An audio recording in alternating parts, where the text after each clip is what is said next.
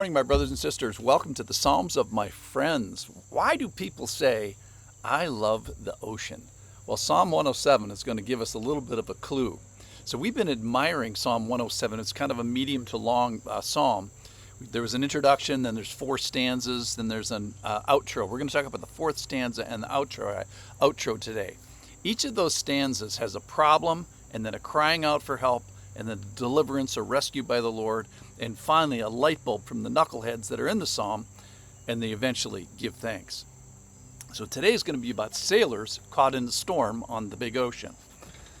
So consistent with the other three stanzas, which preach kind of the foolishness of man and getting themselves into trouble, often the rightness of trouble gets them, and often the rightness of trouble that he gets himself into. So it's man's fault is the point. So here we go. This is verse 23 of Psalm 107.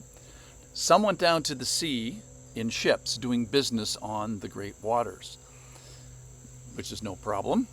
But there they see the deeds of the Lord, verse 24, his wondrous works in the deep. So about a week ago, we studied and admired Psalm 19. And that psalm leaves no one and no place and no thing concealed from the truths of the firmament. So similarly, I love the ocean. Why do people say that? It's because the voice of God is busy there revealing the glory and the work and the knowledge and the power of God. To who? To everybody. So the scope of the audience of the ocean is going to be whoever sees it. No one who has ever seen the ocean is without excuse with regards to God. So the ocean, as well as the sky, has something to say. It teems with meaning. The sky and the ocean, it's not uncommunicative. There's no speech. There's no words where this voice is not heard. There's no place of ignorance that's not exposed to the truth. It goes to the whole earth, or at least if you've seen the sky, it's everybody. If you've seen the ocean, it's you if you've seen it. So back to the Psalm 107, verse 25. For he commanded and raised the stormy wind which lifted the waves of the sea. They mounted up to heaven, they went down to the depths, and their courage, the guys on the boat now, their courage melted away in their evil plight. They reeled and staggered like drunken men. They were at wits' end. So these guys are on an evil plight. They're not on some holy pilgrimage as they are at sea. Now, one of the commentators that I read said perhaps they were in service of a foreign king. Why is that? Well, because Israel basically never marshaled a navy or a big merchant fleet, so probably it's an Israelite who's serving another king.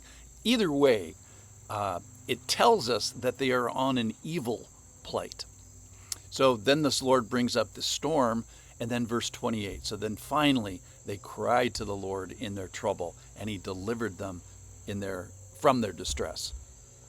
He made the storm be still, and the waves of the sea were hushed. Then they were glad that the waters were quiet. No kidding.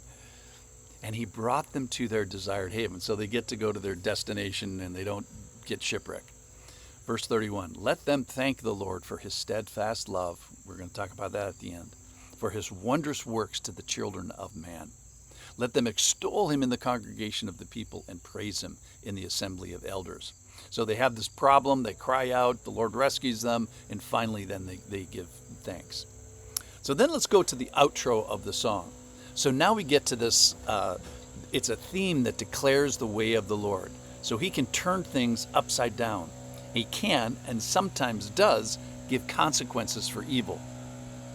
He turns rivers into a desert, springs of water into thirsty ground, and a fruitful land into a salty waste because of the evil of the inhabitants. So the Lord kind of can turn things around. And then he can, and sometimes does, give blessing to those that are diminished and lowly and oppressed. He turns deserts into pools of water, a parched land into springs of water. And there he lets the hungry dwell, and they establish a city to live in. They sow fields and plant vineyards and get a fruitful yield. And by his blessing, they multiply greatly. And he does not let their livestock diminish. When they are diminished and brought low through oppression, evil, and sorrow, He pours contempt on princes and makes them wander in trackless wastes. So here we see the Lord raises up the needy and the families out of affliction. Verse 41. But he raises up the needy out of affliction and makes their families like flocks. The upright see it and are glad, and all wickedness shuts its mouth. So, all wickedness shuts its mouth. And who has the final say here? It's our good Lord. So we see that the Lord is at work. The Lord sees. The Lord hears. And the Lord focuses on people's heart. He hears the needy. He's not mocked. And all evil is going to be punished, and punished sometimes even today, sometimes even in real time. So no one is without excuse. If you've seen the heavens, you're without excuse. If you've seen the ocean, you're without excuse. So then, how shall I respond to the truths of Psalm 107, these truths of God? Well, Psalm 107 even answers that. Here's the final line of Psalm 107, verse 43. Whoever is wise, let him attend to these things.